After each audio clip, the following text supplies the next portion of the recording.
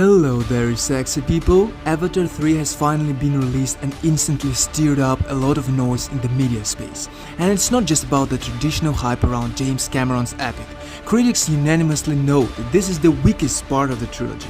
But is everything really that bad? That is what we are going to figure out in the next few minutes, without spoilers. In second half of the video we will discuss the plot of the next films and the finale, which now seems obvious, so get comfortable because we are starting. First, it should be said that Avatar was never a film with a twisted plot. It is a fairly predictable story about duty, love and choice set against the incredible backdrop of Pandora. After the first film came out, many people said Cameron had simply adapted Disney's Pocahontas and moved the characters to another planet. The director never really hid this. However, the distinctive feature of this project was cutting-edge CGI.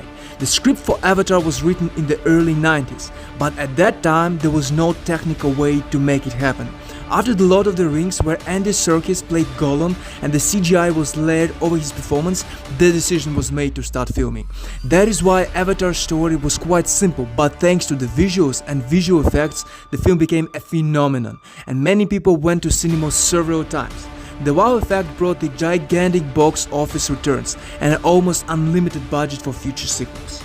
The second part had to be waited for 13 years and it also crossed the 2 billion mark. But even then it was clear that the plot seemed stuck in place and was moving forward reluctantly. Visually, Avatar 2 looked magnificent. The ocean scenes, how they were made, were impressive. But that alone was no longer enough. At least critics rated this lower than the original. The third film is currently the lowest rated part and at the box office it earned less than the previous two films in its opening weekend.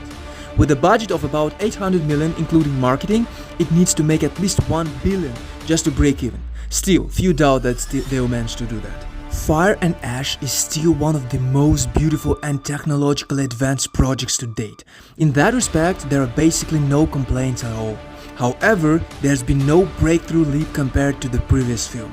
Because of this, many critics complain about the lack of wow effect and Pandora at times looks almost cartoony. After watching, you can agree with this statement only partly. Avatar 3 is visually gorgeous, so it's highly recommended to watch it strictly on the big screen, or at least wait for the official digital release so as not to spoil the experience with the pirate cinema, if you know what I mean. The environments, new creature designs and the Ash clan looks great, and the battle scenes have become much more large scale. Where the critics are right is that there is no noticeable jump in graphics, but honestly it is hard to even imagine what more could be done. So in terms of perception, Cameron has delivered what you would call the baseline and one of the most beautiful projects of the recent years. What it really felt though is repetition. Even from the trailers it was clear that we would see more or less the same story with the same main characters and the same stated conflict. At the same time, after the actors' interviews, there was a hope for an unexpected plot twist that would shock everybody and completely change the franchise. Without going into spoilers, you'll most likely guess how the film ends within the first half an hour. Even so, this does not ruin the overall impression.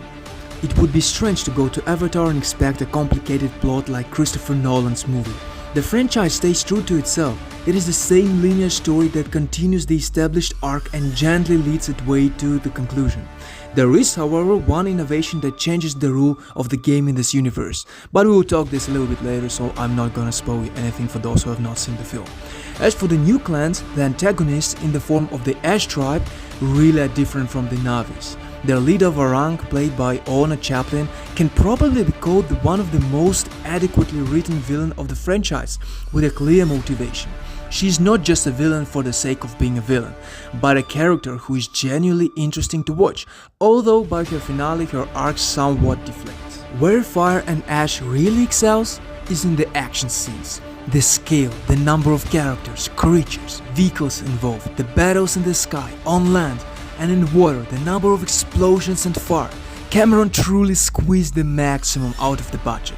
There are also noticeably more first-person shots, which add dynamic and feel like an emotional theme park ride. Overall, the film can be by no means called a failure. Critics keep looking for heavy drama, global themes and topical messaging in everything, but Avatar is the first and foremost the personal story of Sully family. unfolding against stunningly beautiful backdrops. It is definitely one of those films cinemas exist for, and judging by audience scores, the third part is doing just as fine and is very much in tune with viewers. Whether you personally liked Fire and Ash or think that the franchise should end here is something worth discussing in the comments. For now, we are smoothly moving on to breaking down the ending and that very plot twist that changed the rules of the game. As you may remember, James Cameron recently said he's not sure whether there will be fourth or fifth film. For now, he avoids direct answers about continuing, saying that much of it would depend on the box office. Just in case, he even noted that Avatar 3 has a logical ending and that if necessary, the franchise could finish there. In that sense, the film's finale really does feel adequate. It not only wraps up the most storylines of the heroes, but also echoes for the first film. Spider becomes one of the Navis and Neytiri accepts him as a son. Kiri discovers her origins and all the dead characters from the previous movies appear in the final scene. In other words, a genuine ending point is drawn. The only thing left unresolved is Spider's new status. He is now the most valuable asset for the humans. They have not been sent home this time like in the first film, only part of their military force was defeated, and Varang and Quattridge are still out there, and Quattridge's death never was actually shown. At the same time, insiders say the studio has already approved Avatar 4. It will come out in 4 years and a large portion of the first act has already been shot. The film will include a time jump and this time Kiri will serve as a narrator. In addition, the studio bosses reportedly had no notes on the script, which means Cameron's original vision will remain untouched. The story will apparently focus on Spider and Kiri. We now know that Kiri is genetically identical to Grace's avatar. She has no biological father and is essentially a clone. Grace's avatar became pregnant without fertilization when Navis tried to transfer her consciousness from the dying human body.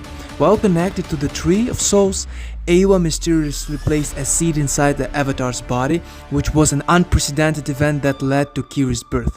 This is a source of her intuitive powers. She was able to alter Spider's DNA, giving him the ability to breathe Pandora's air.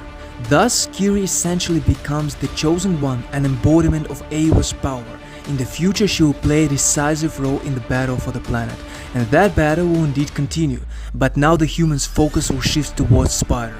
His newly gained ability could give humans the chance to roam Pandora freely and begin the full-scale expansion. Several years ago, it was announced that Michelle Yeoh would join the cast in the 4th and 5th films.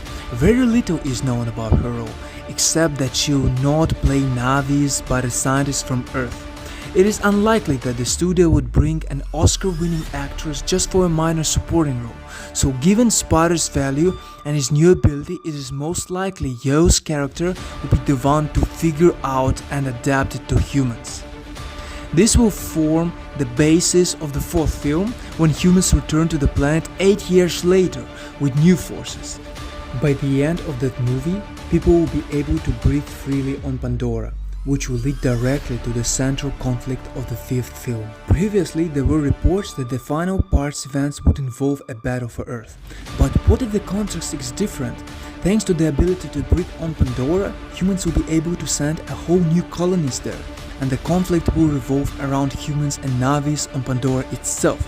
Supporting this is the fact that the Navis have no spaceships to travel to another planet, and Cameron has invested far too much work into designing and detailing Pandora's ecosystem to abandon it and move everything to a dying Earth. On top of that, as we know, the conflict between natives and colonizers and the search for a way to coexist runs as a red thread through the history of how America was formed, and that fits Avatar's story almost perfectly. On top of everything, even Jake was originally human, not to mention Spider, who managed to transform and become Navis, and Kiri, who has human roots, so finishing the franchise storyline with humans coexisting with the Navis and Pandora's flora and fauna would be very logical. After that, Cameron can wash his hands of it, and the already announced 6th and 7th films can be made without his direct involvement. For that to happen though, the 3rd and subsequent films must still prove they are successful with audiences and can bring in huge box office numbers. So for now, we hold our breath and keep an eye on the numbers. Christmas is today, New Year and holidays in many countries are still ahead, so the film has a great shot. Do not forget to share your thoughts in the comments on the movie and subscribe if you would like to see more of it. That's all from me now. See you next time, folks.